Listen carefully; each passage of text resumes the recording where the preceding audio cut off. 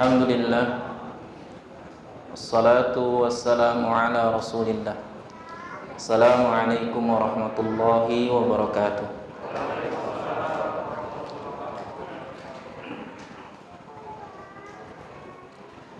Alhamdulillahi rabbil alamin, wa bihi nasta'inuhu ala umuri dunya waddin. Wassalatu wassalamu ala ashrafil anbiya'i wal mursalin, Nabiyyuna Muhammadin sallallahu alaihi wasallam wa ala alihi wa sahbihi ajma'in, wa ba'd. Rabbi shrah li sadri wa yassir li amri wahlul 'uqdatam min lisani yafqahu qawli. Puji syukur kehadirat Allah Subhanahu wa taala yang dengan izinnya pada kesempatan malam hari ini kita masih dikaruniakan kesehatan, masih dikaruniakan kemampuan untuk bisa menghadiri majelis ilmu pada kesempatan malam hari ini adalah bagian dari nikmat Allah Subhanahu wa taala yang perlu untuk kita syukuri, yang tidak layak bagi seorang hamba untuk mengabaikan nikmat-nikmat Allah yang telah Allah karuniakan kepada dirinya. Sebagaimana ayat yang masyhur kita dengar, a'udzubillahi minasyaitonir rajim, la in syakartum la azidannakum wa la in kafartum inna 'adzabi lasyadid. Jika kalian bersyukur, maka kami akan tambahkan nikmat kami kepada kalian, dan jika kalian kufur, maka sesungguhnya azab kami sangatlah pedih. Bagian dari yang seharusnya dilakukan oleh seorang hamba kepada Rabb-Nya. Salawat dan salam juga moga tetap tercurah kepada Nabi kita Muhammad sallallahu alaihi wasallam, uswah hasanah dan qudwah bagi kita semuanya sebagai umat Muhammad, sehingga tak layak bagi kita kecuali mengikuti apa yang telah beliau contohkan dan beliau sunnahkan. Jamaah yang dimuliakan oleh Allah Subhanahu wa taala, Allah berfirman di dalam Quran surat Al-Ahzab ayat yang ke-21, a'udzu billahi minasyaitonir rajim, laqad kana lakum fi rasulillahi uswatun hasanatun liman kana yarjullaha wal yawmal akhir wa dzakarallaha katsira. Sungguh telah ada pada diri Rasulullah sallallahu alaihi wasallam bagi kalian uswatun hasanah, contoh yang baik, teladan yang baik, liman kana yarjullaha wal yaumal akhir, bagi mereka orang-orang yang mengharapkan Allah Subhanahu wa taala dan hari akhir. Wa dzakarallaha katsira, dan mengingat Allah, dan banyak mengingat Allah Subhanahu wa ta'ala. Manusia adalah bagian dari makhluk sosial yang diakui atau tidak, disadari atau tidak, dia itu suka meniru orang lain, entah itu dewasa ataupun anak-anak. Karena dia makhluk sosial, maka dia butuh orang lain, butuh figur lain, butuh sosok lain yang dengannya dia bisa berinteraksi, bisa meniru, bisa mencontoh. Makanya salah satu di antara yang kemudian Allah tegaskan terkait dengan fitrah manusia yang cenderung untuk mencontoh, meniru, berinteraksi dengan figur yang lain tadi itu, maka kemudian Allah memberikan contoh yang paling baik. Orang atau manusia yang paling baik yang bisa dijadikan sebagai qudwah dan uswah, sebagai contoh dan teladan, yaitu siapa? Nabi kita Muhammad SAW. Setidaknya ada dua sosok yang kemudian Allah tegaskan di dalam ayatnya, ya, untuk dijadikan sebagai uswah bagi manusia. Yang pertama di dalam Quran surat Al-Ahzab ini, di mana Allah Subhanahu wa taala menyebutkan laqad kana lakum fi rasulillahi uswatun hasanah, ya. Yang kedua ada di Quran surat Al-Mumtahanah, yang Allah Subhanahu wa taala berfirman, qad kanat lakum uswatun hasanatun fi Ibrahima walladzina ma'ahu. Yang pertama adalah sosok Nabi kita Muhammad sallallahu alaihi wasallam, dan yang kedua adalah sosok Nabi Ibrahim. Dua sosok paling mulia, dua sosok paling istimewa yang kemudian Allah pilihkan bagi kita untuk dijadikan contoh. Yang dengan tegas Allah menyebutkan hal itu di dalam Al-Quran, ya. Tapi seringkali kita justru mengabaikan. Karena mindset tentang Quran itu kitab suci ini kayaknya perlu diluruskan. Seakan-akan harus suci terus, nggak boleh dipegang. Nah ini masalahnya. Perlu diluruskan. Al-Quran itu bukan kitab suci dalam arti yang harus kemudian dijaga kesuciannya, dikeramatkan dan lain sebagainya, tidak. Al-Quran itu adalah pedoman bagi setiap muslim. Yang Umar pernah mengatakan, laqad a'azzanallahu bihadzal kitab. Ya. Sungguh Allah telah memuliakan kita dengan Quran ini, maka jangan lepaskan Quran ini kalau kemudian kita ingin menjadi orang-orang yang mendapatkan kemuliaan itu. Dan ini bagian dari yang harusnya diperhitungkan kembali oleh kita kaum muslimin. Sudah seberapa dekat kita dengan Al-Quran? Dekat itu bukan hanya sekedar faktor sering membaca atau banyak hafalannya saja, tapi seberapa tingkat tadabbur kita terhadap ayat-ayat Allah yang Allah sebutkan di dalam Al-Qur'annya tadi itu, di dalam kitabnya tadi itu. Dan ini bagian dari yang lebih penting, karena kalau sekedar kita bisa membaca itu seperti orang membaca puisi tapi tidak tahu maknanya. Begitu juga dengan Quran. Yang lebih penting dari Al-Quran itu bukan hanya sekedar membacanya, saya bilang bukan hanya, ya, tapi juga bagaimana kemudian mentadaburinya dan mengamalkannya di dalam kehidupan, mengimplementasikannya di dalam keseharian sebagai seorang hamba Allah. Kalimat contoh dan teladan itu Allah bahasakan di dalam Al-Quran dengan satu bahasa, yaitu uswah. Dari kata sawa yusawi, satu asal kata yang sama dengan sawa yusawi, menunjukkan yang secara makna itu artinya sama. Berarti seseorang yang mencontoh dan meneladani Nabi itu adalah menjaga kesamaan dan keotentikan apa yang dikatakan, dilakukan, sebagaimana apa yang dikatakan dan dilakukan oleh Nabi Shallallahu Alaihi Wasallam. Ini indahnya bahasa Arab, Pak. Bahasa Arab itu ketika kemudian dia menyebutkan satu kata, meskipun secara makna bahasa Indonesia itu sama, itu dia memiliki muatan makna yang berbeda. Contoh, uswah dengan qudwah itu secara makna sama. Kalau diterjemahkan bahasa Indonesia sama. Contoh, teladan, ya. Tapi di dalam bahasa Arab itu kata qudwah itu memiliki asal kata yang berbeda dengan kata uswah.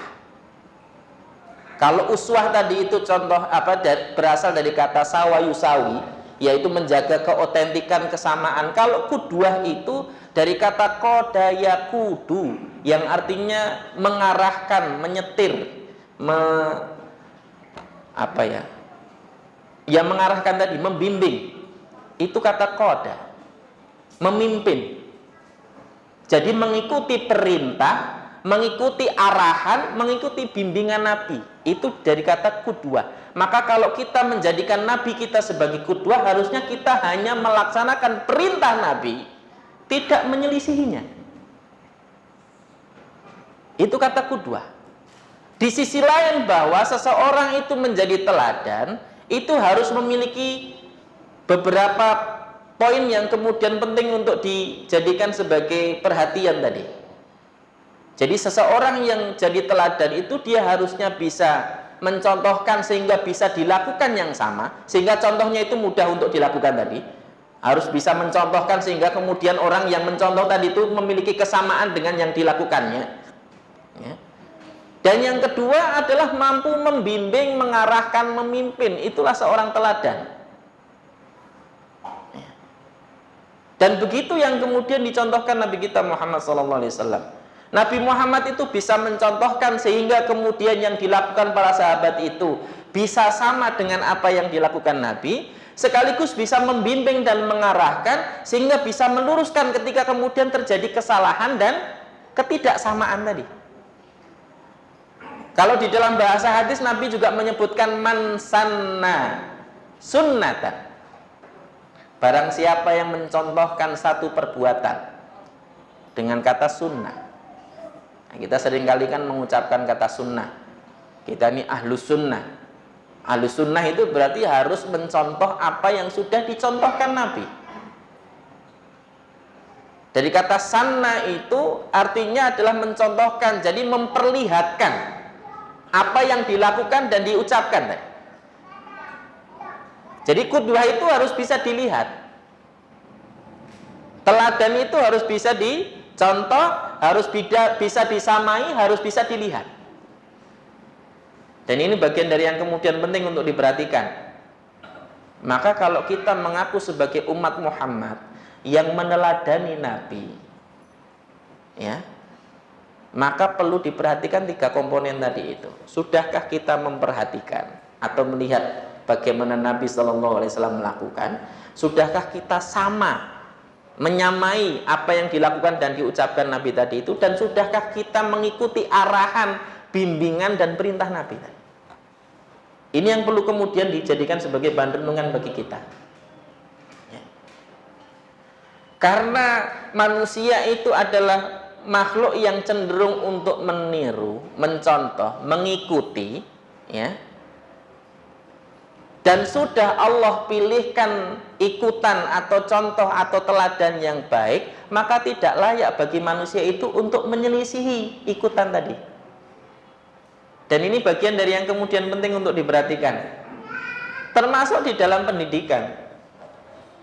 Jadi kalau kita ingin mencontohkan kepada anak-anak kita, kalau kita sebagai orang tua, atau kalau kita ingin mencontohkan bagi murid-murid kita, kalau kita seorang guru, ataukah kita sebagai salah satu di antara komponen sosial tadi itu yang kemudian kita mencontohkan kepada kerabat kita, tetangga kita dan lain sebagainya tadi itu, maka harus mencontoh terlebih dahulu apa yang kemudian menjadi figur terbaik atau sosok terbaik tadi itu, baru kemudian mencontohkannya kepada orang lain. Karena Nabi dengan tegas menyebutkan man sanna sunnatan hasanatan falahu ajaruha wa ajru man amila biha la yanqusu min ujurihim syai'an.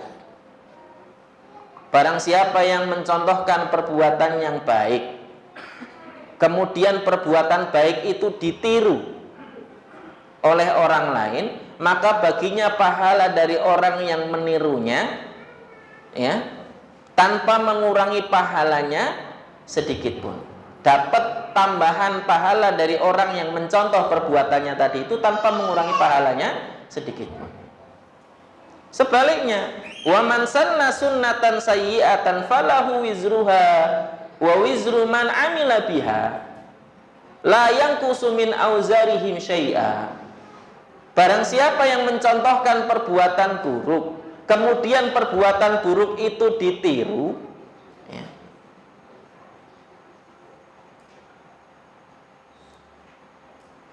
maka sesungguhnya baginya dosa orang yang menirunya tanpa mengurangi dosanya sedikit pun. dia sudah punya dosa sendiri karena perbuatan yang dilakukannya, ditambah lagi dengan dosa orang-orang yang mengikuti dirinya dalam perbuatan buruk tadi itu. Ya. Itulah kenapa kemudian Islam betul-betul memperhatikan bagaimana seseorang itu memiliki akhlak yang baik.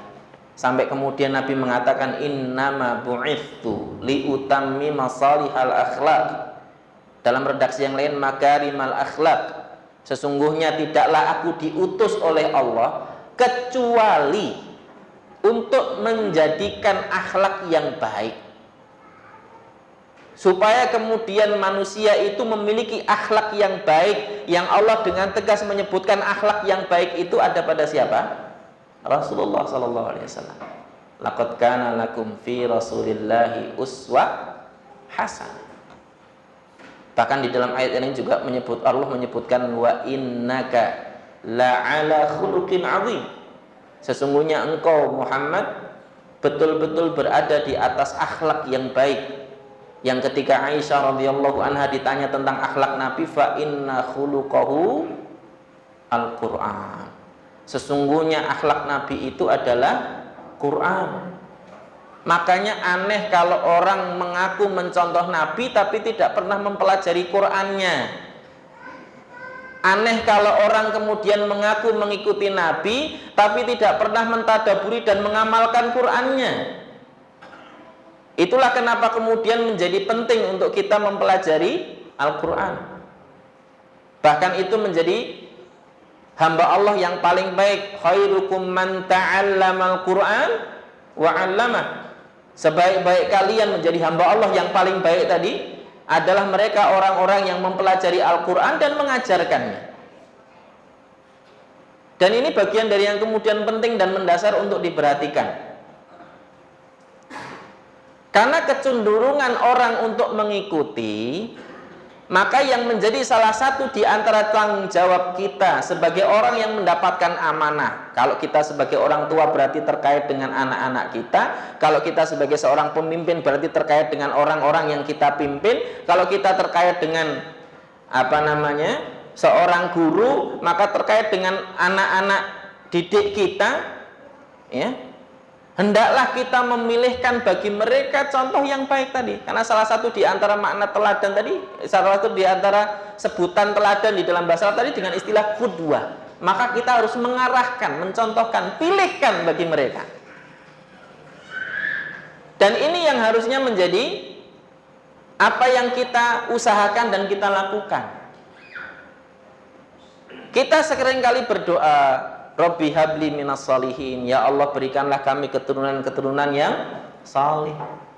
Keturunan yang salih itu bukan hanya didoakan yang kemudian tiba-tiba dapat anak salih secara instan, tidak, Pak. Kesalihan itu dicontohkan. Ya. Kesalihan itu dicontohkan. Sebagaimana kita ingin anak kita bisa nyetir mobil, itu harus diajarkan, dicontohkan. Kalau tidak pernah dicontohkan, tiba-tiba dia harus bawa mobil, ya nggak bisa. Dan ini bagian dari yang kemudian penting untuk diperhatikan. Dan begitulah, untuk sesuatu yang sepele dari kehidupan dunia seperti nyetir mobil saja itu harus dicontohkan, apalagi untuk memiliki akhlak yang baik.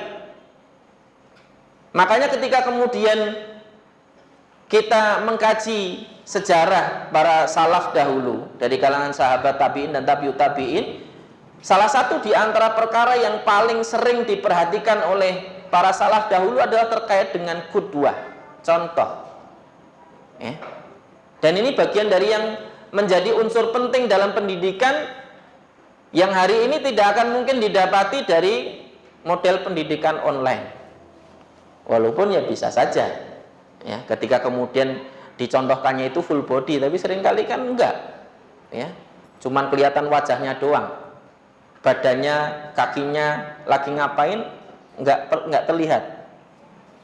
Padahal salah satu yang kemudian dahulu dilakukan oleh para salaf itu ketika mereka menghadiri majelis ilmu, ya, kayak misalnya Imam Ahmad itu, satu kali majelis itu yang hadir itu ribuan orang, lebih dari 5.000 orang, ya.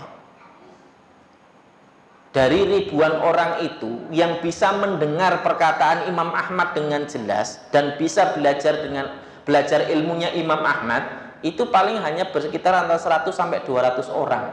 Sisanya nggak dengar. Tapi mereka tetap konsisten untuk datang ke majelis ilmu. Selain untuk mendapatkan keutamaan mendatangi majelis ilmu, adalah mereka ingin mencontoh adabnya Imam Ahmad. Mereka belajar akhlak dan adabnya Imam Ahmad. Ya. Dan ini bagian dari yang kemudian penting. Dulu tidak ada pengeras suara seperti sekarang ini. Wong hari ini ada pengeras suara datang ribuan pun paling yang konsen beberapa ratus orang saja. Sisanya ya pada ngobrol, pada selfie, ya kan? Apalagi hari ini cekrik lagi hadir kajian Ustadz Adi Hidayat misalnya. Atau lagi apa gitu kan? Ya. Memperkaya iman gitu kan, atau apa lagi statusnya gitu. Cuman memperkaya imannya cuman di status doang. Sejatinya dia sibuk dengan status tadi itu, nggak sedang memperkaya iman. Dan ini bagian dari yang kemudian penting untuk diluruskan. Ya. Hal yang harusnya diperhatikan oleh para talibul ilm, para orang-orang yang kemudian menghadiri majelis-majelis ilmu tadi. Itu salah satu contoh. Dan keteladanan itu sesuatu yang kemudian dahulu dijadikan sebagai salah satu ukuran pokok. Imam Al-Hasan Al-Basri, salah seorang ulama dari kalangan tabi'in, kibarut tabi'in, salah seorang ulama dari kalangan tabi'in, hidup semasa dengan Fudail bin Iyad, dengan Sa'id bin Musayyib, dengan Atha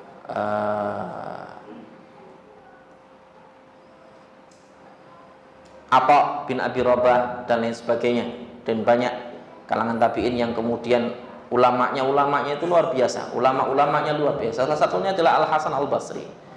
Suatu ketika menjelang bulan Ramadan itu ia didatangi seorang budak. Ini contoh istimewa, Pak. Didatangi seorang budak.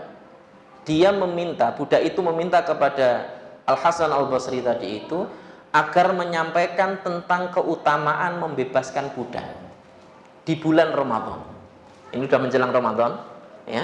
Kemudian budak itu datang kepada Al-Hasan Al-Basri meminta agar Al-Hasan Al-Basri itu menyampaikan tentang keutamaan membebaskan budak di bulan Ramadan.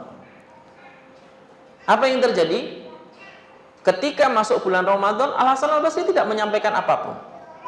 Datang lagi budak itu, ya, meminta kepada Al-Hasan Al-Basri supaya menyampaikan tentang keutamaan membebaskan budak di bulan Ramadan. Ketika sampai pertengahan tidak juga. Al-Hasan Al-Basri tadi itu menyampaikan tentang itu sampai Ramadan berakhir. Sampai kemudian budak tadi itu datang berkali-kali, sampai karena ketika Ramadan sudah berakhir, dia sudah merasa tidak ada harapan dalam arti yang positif, ya, bukan putus asa sebagaimana orang-orang yang galau hari ini kan gitu. Berarti mungkin tidak mau menyampaikan pikiran dia. Ternyata di tahun yang akan datang, ya, tiba-tiba ketika bulan Ramadan, Al-Hasan Al-Basri, ya, menyampaikan tentang keutamaan membebaskan budak di bulan Ramadan, sampai kemudian hari itu di masjid tempat dia menyampaikan itu kemudian orang-orang berbondong-bondong untuk membebaskan budak. Budak yang tadinya tahun yang lalu itu meminta tadi itu, dia heran. Ya, wahai Al-Hasan, wahai Hasan, kenapa engkau dulu aku minta kepadamu, engkau tidak menyampaikan?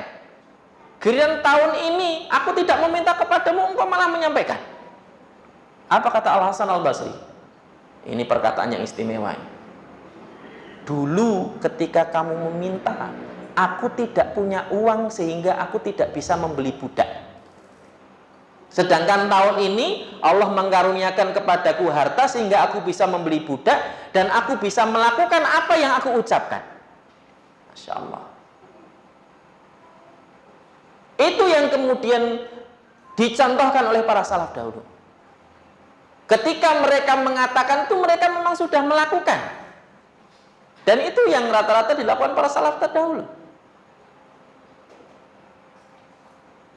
Dan ini bagian dari yang kemudian penting untuk diperhatikan. Dan mencontohkannya bukan karena pencitraan.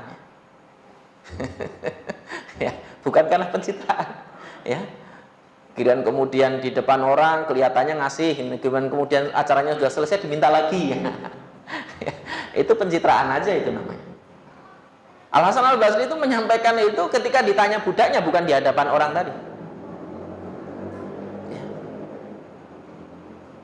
Ketika sang budak tadi itu heran, kenapa kok engkau dulu aku meminta kepadamu untuk menyampaikan perihal keutamaan membebaskan budak di bulan Ramadan, engkau tidak menyampaikan, sedangkan tahun ini ya engkau malah menyampaikan padahal aku tidak meminta itu. Ya. Jawabannya seperti tadi. Dan itu dahulu yang kemudian dilakukan oleh para salaf, Masya Allah. Makanya apa yang dilakukan dan dipelajari dari menghadiri majelis ilmu itu bukan hanya tentang ilmu yang disampaikan. Apalagi kalau kemudian ternyata disampaikan, ya materinya itu lagi, misalnya. Ya, apalagi materinya itu lagi, terus di ini materinya itu juga, nanti ngisi tempat lain juga, ketemu ustadz itu lagi, materinya itu lagi, gitu kan. Itu bukan tentang materi, Pak. Bahkan suatu ketika itu salah seorang ulama dulu pernah menyampaikan sesuatu itu berulang-ulang, wahai syekh, sampai ditanya, kenapa kita nggak bertambah materinya ini? Kenapa itu aja? Ketika kemudian ditanya seperti itu, saya itu justru balik bertanya. Sekarang saya tanya, apa yang saya sampaikan itu sudah dilakukan atau belum? Kalau belum dilakukan, saya sampaikan terus sampai itu dilakukan. Dan ini bagian dari yang kemudian penting untuk jadi peringatan bagi kita terkait dengan firman Allah Subhanahu wa taala, lima taquluna ma la taf'alun, kabura maqtan indallahi an taqulu ma la taf'alun. Sungguh besar kemurkaan Allah Subhanahu wa taala ketika engkau mengatakan apa yang tidak engkau lakukan. Ini bagian dari yang kemudian penting untuk kita perhatikan. Tantangannya di situ, Pak. Dalam pendidikan juga sama hari ini. Banyak orang tua sana ngaji TPA, sampai rumah, ayo murojaah. Bapaknya nggak pernah baca Quran. Ya, ini masalah juga. Lebih parah lagi, bapaknya nggak bisa baca Quran dan nggak mau belajar baca Quran. Nah, itu marah lagi. Anaknya suruh hafal, ya. Pokoknya kalau di rumah yang penting murojaah. Ketika ditanya ustadznya, gimana Pak anaknya murojaahnya? Bagus. Padahal dia juga nggak bisa ngoreksi, nggak bisa baca. Ini masalahnya. Bagian dari yang kemudian harusnya betul-betul dijadikan sebagai pelajaran bagi kita. Ya. Pelajaran berharga bagi kita. Nabi itu salah satu sosok terbaik dari manusia yang pernah ada. Terbaik itu berarti tidak ada yang sama dengan beliau.